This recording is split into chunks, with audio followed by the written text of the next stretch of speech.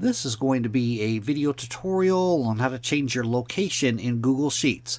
I will be using the browser version on a desktop PC for this. Let me jump over to my browser here.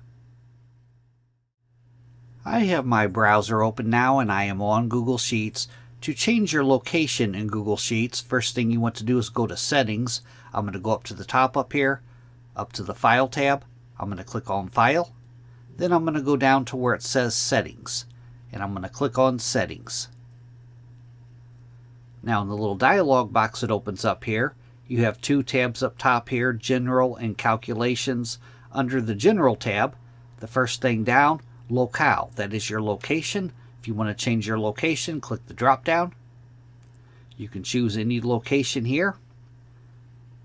And down below that, you have a time zone down here. You can choose your time zone here. You can click the drop down, you can choose your time zone. Then all you would need to do if you change anything, go down to the bottom and click on Save Settings.